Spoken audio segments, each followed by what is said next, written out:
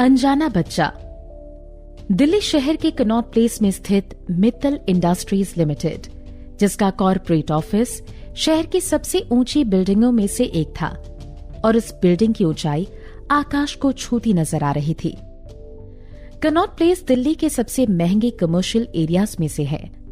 उसी बिल्डिंग के नीचे मौजूद सभी एम्प्लॉयज अपने बॉस के आने का इंतजार कर रहे थे। तभी एक चमकदार और बेहद महंगी स्पोर्ट्स कार ने बिल्डिंग में एंटर किया। कार बिल्डिंग के नीचे आकर रुकी।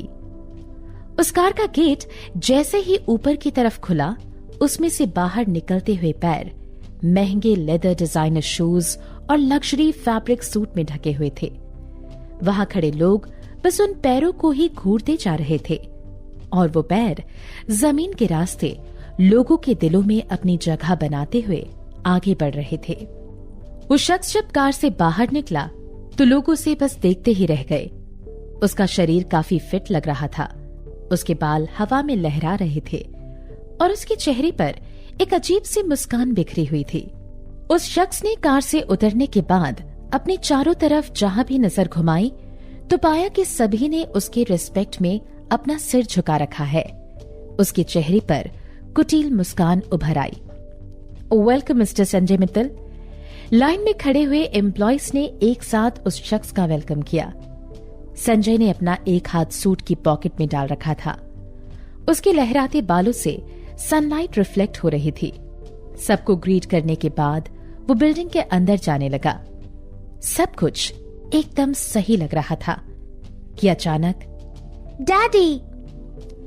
भीड़ में से एक मासूम और प्यारी सी आवाज उसके कानों में गूंजी, जिसने उसके कदम वहीं रोक दिए। न जाने अचानक ही उस भीड़ में से ये छोटी सी बच्ची कहां से आई। नन्हे कदमों से उसकी ओर आती हुई वो एक प्यारी बच्ची थी, जिसकी एज 2 साल से ज्यादा नहीं थी। इससे पहले कि कोई कुछ समझ पाता, वो प्यारी सी बच्ची अपने छोटे छोटे पैरों से आगे बढ़ते हुए अब संजय मित्तल के सामने पहुंच चुकी थी। Daddy daddy daddy! तभी उस बच्चे की तेज और कर्कश सी आवाज भीड़ में शांत खड़े हर शख्स के कानों में सुनाई पड़ी। डैडी! इस एक तुतलाती शब्द ने जैसे छोटी सी बच्ची की तरफ सबको आकर्षित कर दिया था। वहां मौजूद लोग ये बात बहुत अच्छी तरह से जानते थे कि संजय मित्तल का किसी लड़की के साथ चक्कर तो नहीं था। फिर अचानक ये बच्ची कहां से पैदा हो गई? और इतने बड़े बिजनेस टाइकून संजय मित्तल, जिसके पास अपने बिजनेस के अलावा एक सेकंड भी टाइम नहीं रहता था, आखिर वो उसका पिता कैसे हो सकता था? छोड़ो मुझे, जाने दो, मिस्टर संजय ने कहा। वो छोटी बच्ची अब उसके दाहिने पैर से लिपट चुकी थी। संजय ने अपने पैर से लिपटी उस बच्चे की तरफ देखा।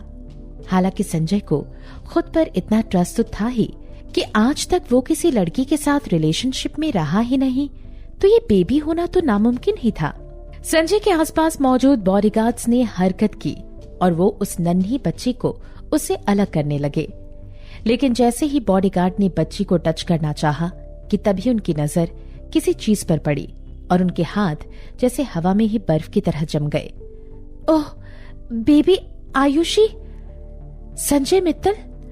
बॉडीगार्ड्स ने बच्ची के ड्रेस पर लगे एक पर्ची को देखते हुए एक एक शब्द को पढ़ते हुए कहा। और कब उस बॉडीगार्ड की आवाज भीड़ तक पहुंच गई पता ही नहीं चला। वाह, बेबी संजय सर की! भीड़ से लोगों के खुसफुसाने की आवाजें आने लगी और भीड़ धीरे धीरे उसकी तरफ बढ़ने लगी। तभी बच्ची बुरी तरह से रोने लगी। लगा जैसे अब शायद वो जान चुकी थी कि वो भीड़ में गुम हो चुकी है।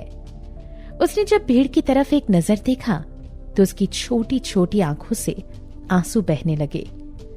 वहां मौजूद भीड़ ने बड़ी मुश्किल से खुद को काबू में किया हुआ था। जाने क्यों भीड़ के चेहरे मिस्टर संजय मित्तल के गुस्सैल चेहरे की तरह ही नजर आ रहे थे।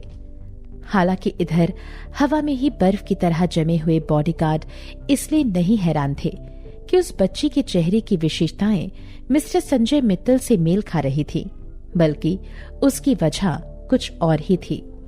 दरअसल उसका कारण था बच्ची के ड्रेस पर चिपका हुआ वो कागज का टुकड़ा। एक कागज का टुकड़ा सामने की तरफ लटका रखा था। सर, एक डीएनए टेस्ट रिपोर्ट इस बच्ची के साथ अटैच्ड है, कहकर बॉडीगार्ड ने ध्यान से उस कागज को संजय मित्तल को हैंडओवर किया। संजय मित्तल ने ध्यान से जब उस डीएनए टेस्ट रिपोर्ट को पढ़ा तो उसकी आंखें और ज्यादा फैल गई। कागज के उस टुकड़े पर उसका हाथ कसता चला गया। इस जगह को सील कर दो and find the mother of this child right now.